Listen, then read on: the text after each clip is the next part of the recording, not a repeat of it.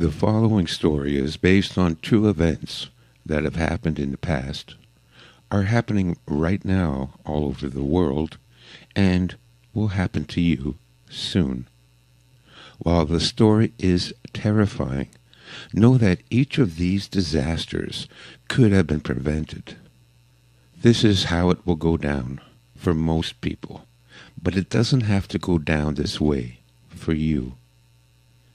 In part 2, I will tell this story of what this family could have done to prevent all of these terrible things from happening. Let's say you are the perfect family living the American dream. Dad is an electrical engineer with a six-figure salary. Mom is a nursing assistant, and they have 3 kids. 2 girls, 15 and 12, and a boy, 7. They have a cat named Fluffy and a dog named Betsy. They live in a nice home, in a nice neighborhood, and the value of their home is well above the mortgage they have on it. They have health insurance and 2 pension funds they contribute to. They also own a BMW, a minivan, a motorcycle, and a small powerboat in the garage. Week 1. One day, Mom drives to the local mall to pick up some groceries. The first thing she notices is that a quarter of the stores in the mall have shut down. When she starts shopping at the grocery store, she is shocked to see the price of a loaf of bread has gone from $2 to $5. Milk went from $3 a quart to $7.50 a quart, and ground hamburger went from $3 a pound to $9. All in all, her weekly grocery bill has more than doubled from last week. At dinner that night, Mom tells Dad about the rising cost of food, but Dad has some worrying news too. The company he works for is planning to lay off 20% of the workforce. Not to worry, Dad has seniority, and he won't be one of the employees that will lose their job. They turn on the TV and the nightly news tells them that the stock market is booming, but due to trade tariffs, the cost of living may go up by 3%. The next day, Dad gets the utility bill, and his jaw drops when he sees the monthly electrical bill has gone from $300 a month to $1,200. On the way to work, he stops at the gas station to fill up and is again shocked to see the cost of a gallon of gas has gone from $5 per gallon to $15 per gallon. It costs $400 just to fill up the tank. That night, Dad does a budget and realizes that their monthly expenses now exceed their income.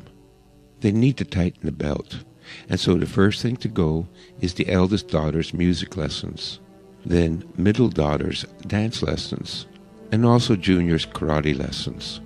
Dad cancels his membership at the tennis club, and Mom cancels her membership at the Pilates studio.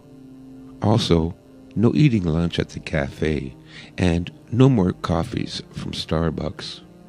To save on the electric and gas bills, they need to keep most of the lights turned off and the heat turned down. Everyone will need to wear a sweater in the house. Also, Mom and Dad will have to carpool to save on gas. Dad will drop Mom off at work and pick her up after he gets off work. The next day, Dad learns that the company plans to lay off another 30% of the workforce. Everyone at the office is tense and nervous. Dad still has seniority, but just to be on the safe side, he starts to send out his resume. What Dad doesn't know is that there are 50,000 other electrical engineers also sending out their resumes, and most would work for a lot less money than Dad is currently earning. Week 2. The next week, Mom goes to buy the groceries, but discovers that the mall is closed. She drives through town looking for a grocery store that's still in business, passing storefront after storefront that have been closed down, with plywood over the windows and for lease signs everywhere. She finally finds a store still open and goes inside. Half the shelves are empty, and bread now goes for $25 per loaf and milk at $50 a quart. Mom can barely afford a quarter pound of ground hamburger and a half a dozen packs of instant noodles. Mom also buys a couple of cans of cat food, figuring if she mixes it in with the noodles, no one will notice. At least it will be enough to feed the family for a few days. When she exits the store, she is confronted by dozens of women and children begging for food. Mom rushes past the beggars with her small supply of groceries and notices groups of men lurking in the parking lot. Mom ducks down between the cars and carefully makes her way back to her car, gets in and speeds away, with men running down the road after her. That night, there is a banging on the front door. It's their neighbor Bob from 3 doors down. He's begging for food. He tells them he's been let off and his family hasn't eaten in 3 days. He's wild-eyed and desperate. Mom scoops a bowl full of noodles and cat food into a baggie and gives it to him. "That's all we can spare, I'm sorry," she says. Later that night, they hear a gunshot. Bob has committed suicide. Dad decides they need to sell the motorcycle, the boat, and the extra car. But everyone is selling, and no one has money to buy. He sells the $15,000 motorcycle for $200. The car fetches $250, and no one wants the boat. Not enough money to even buy a week's worth of food. The only thing that still has some value is gold and silver. They go through Mom's jewelry case to find anything with gold or silver in it. Mom hands Dad her engagement and wedding rings. Dad decides they also need to cash in their retirement plans. The jewelry and retirement funds should last them 2 months. Week 3. That Monday, Mom finds out she has been let go. The hospital where she worked can no longer afford to keep such a large staff on hand. Mom waits in the hospital cafeteria that no longer serves food all day for her husband to come and pick her up. The next day, Dad arrives at work to find his co-workers gathered outside the front doors that had been locked, with a sign in the window that simply said, "Out of business." No one was even allowed in to clean out their desks. There will be no severance pay and no pension. That night, Dad calls all his friends, business associates, college alumni, and even high school friends he hadn't seen in 20 years, asking for help finding work. Dad never received even one response from the 300 resumes he'd sent out. But the story is always the same. Everyone is being laid off, and no one is hiring. But one person told Dad if he goes to the closed-down mall and waits in the parking lot, there's a chance he'll be hired as a day laborer, doing construction or yard work. Dad left the house at 4 a.m. to walk the 6 miles to the mall, where he milled about with 80 other men until 10 at night. He did that every day for a week. But no one came around to offer any work, and Dad didn't go back. That night, there was the sound of breaking glass and yelling coming from down the street. The sky in the distance lit up from the fires started in some of the abandoned houses.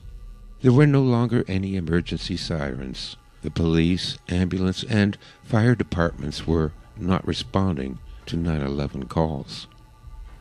The next morning, Dad gets some tools and lumber from the garage and boards up all the ground floor windows. He goes in the attic and retrieves Great-Grandpa's 1911 Colt .45 that he had brought back from the war. There were 6 bullets in the box, and Dad loaded them in the magazine. Mail was no longer being delivered to homes, and Mom had to bicycle 5 miles to the post office once a week to pick up the mail. There was a letter from the township announcing that property taxes had been quadrupled and made retroactive, and that they now owed $9,000 in back taxes. The electric bill had doubled again. Instead of having 2 months' worth of money to pay expenses, they were now 6 months behind. There was nothing left to do but to sell the house. Dad called a real estate agent he met at the Lions Club, but the number was out of service. He called another 10 brokers listed in the Yellow Pages until he found one that answered the phone. She told Dad that they would no longer represent sellers. Everyone was selling, and no one was buying. She entered his address into the computer and told him the average selling price for homes in his area. It was less than half their modest mortgage. Even if they could find a buyer, they would still owe money. The real estate agent confided that Dad's best option was to stop paying all bills and live in the home and save as much money as they can until they are evicted. Week 4. The next day the power was cut. So were the gas and the phones. It was fortunate they had a fireplace in the den, and so they brought down their mattresses and blankets, and everyone slept in the den. Dad would stay up late to feed the fire, so they wouldn't all wake up freezing at 4 in the morning. There was no money to buy pet food for Fluffy and Betsy, and both were looking thin. Although an indoor cat, Mom let Fluffy out, in the hopes that her instincts would return and she could hunt for herself. Fluffy never came back. One night the middle daughter developed a chronic cough. Mom's nursing experience told her she was suffering from respiratory bacterial infection. She needed antibiotics, but they would need to visit a clinic first. Thank God they still had health insurance. Dad siphoned the gas from the boat's tank and hoped it would be enough to drive their daughter to the nearest hospital. The hospital was packed. They had to park a mile away, and when they arrived at emergency, there were 200 people there, yelling and screaming at the dozen heavily armed security guards that surrounded the admissions desk. They waited 14 hours to reach reception.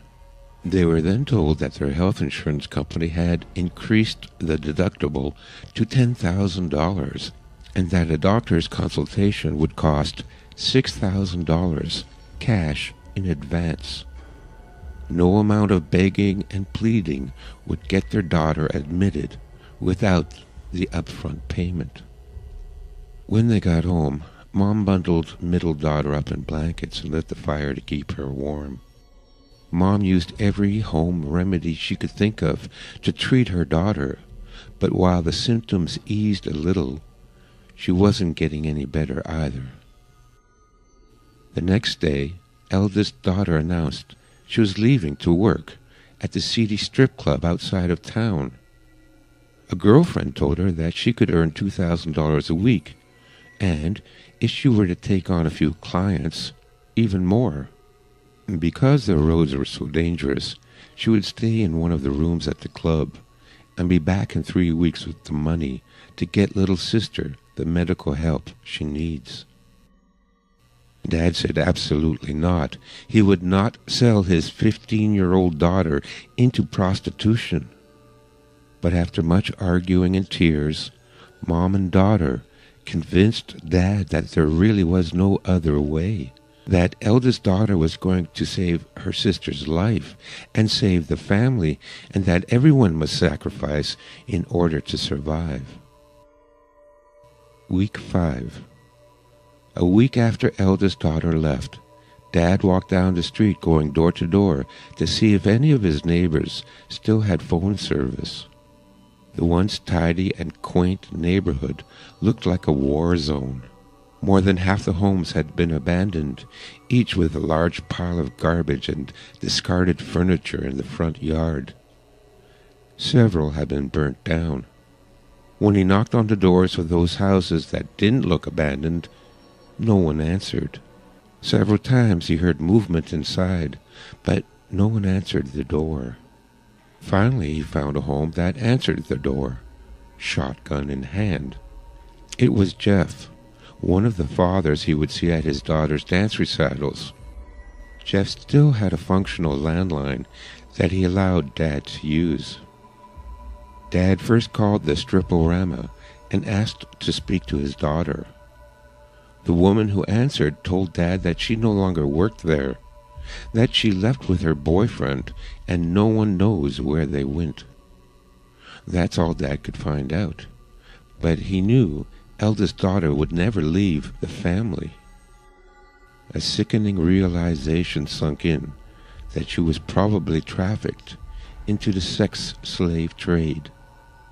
There would be no way to find her. Dad next called his uncle, who had a big house outside of town and whom he hoped would allow him and his family to move in with him. But there was no answer. Finally, Dad called a government information helpline, where a recorded message informed callers that until further notice, all government services were suspended, that a homeless area had been designated underneath the highway overpass, and that emergency food supplies will be distributed every Thursday. That night, middle daughter passed away from her illness. The next morning, Dad walked back to the neighbor to again use the phone to call an ambulance, but there was only a recording stating that emergency services had been suspended. Dad called hospitals and funeral homes, but there was no answer. When he arrived home, there was an eviction notice on the front door. Mom was found rocking back and forth, with her remaining child held in her arms. She was silent, her face frozen in despair. Dad buried middle daughter in the backyard. Then he loaded the minivan with clothes, blankets, and sleeping bags, some camping supplies, and what little food they had left. Dad picked up Mom and carried her to the van, with the little boy following behind. Dad told Mom that they had to be strong and survive. They still had a young son to take care of, and that eldest daughter will be okay and find her way back to them soon. But Mom said nothing and continued to stare out the window. Dad stapled a note on the front door in case his eldest daughter came home, saying, "We have gone to the overpass homeless camp. Look for our van. Love, Dad." Before they left, Dad found Betsy the dog, dead, curled up on her favorite blanket, in the kitchen, near her empty food bowl. He buried her next to his daughter. They drove to the designated homeless area, where there were hundreds of cars, campers, trucks, and tents under the overpass. They slowly drove along the overpass looking for a spot to park, passing dozens of open fires surrounded by people huddling for warmth. Dad cooked some instant noodles on the propane stove and put on a brave face for Mom and his son, and told them so long as they stick together as a family, everything will be all right. Mom didn't reply and continued to stare into the distance. Dad was also worried for his son, since he had become increasingly afraid and had developed a tremor, and often burst into tears and would cry for hours, and Dad's efforts to comfort him were in vain. Week 6. 3 days later, the emergency food truck arrived, and Dad was disappointed to discover that his ration pack consisted of 3 packs of instant noodles and 3 hot dogs. As he walked back to the van, he could smell barbecued meat coming from several of the campfires. When he went to find out where the meat came from, he was told it was the family dog, or cat, or a pigeon someone had caught. Dad cooked up the noodles and put all 3 hot dogs in the pot, since they hadn't eaten in 2 days. Then he took his Colt 45 and headed into the nearby ravine, determined to shoot a raccoon or a squirrel or maybe a goose. Dad walked through the ravine until dusk without even seeing an animal of any kind. Dad was determined to go out again the next day and find something to kill. When he returned to the van, he discovered that men had come while he was gone and stole his camping equipment and sleeping bags. His son was curled up in a fetal position, hiding under the van. Mom was sitting in the front seat, staring out the window. That night, they put on all the clothes they had and huddled together for warmth in the van. Mom and Dad could not sleep because of the fear, anxiety, and hunger they felt. In the early morning, a gang of armed men came to rob the homeless camp of anything of value. Some of the homeless had firearms and fired shots to defend themselves, but the gang was heavily armed and sprayed the camp indiscriminately with gunfire, killing dozens of people. A stray bullet pierced the side of the van and went through the young boy and Mom, killing both instantly. Clutching the bodies of his wife and son close to him, Dad watched the sun come up and then went to bury his family in the ravine. After he was done, he put the barrel of his Colt 45 to his temple, and his last words before pulling the trigger was, "I am so sorry." And I am sorry too to have to write such a depressing story, but it's my last effort to wake people up and warn them about what is coming. I promise part 2 will be hopeful and encouraging.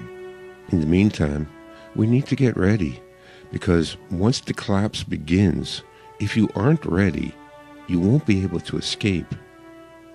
Please support my work by buying a copy of my book, The Art of Urban Survival. It contains most of the information you need to survive this scenario. Also, my 1-year survival calendar. If you can follow the month-by-month instructions for only 6 months, you will be well prepared to deal with the collapse. And finally, if you can spare it, donate a couple of bucks to help me finish my next book that will fill in the crucial key to survival: how to form a community for mutual aid and support during the hard times. Thank you.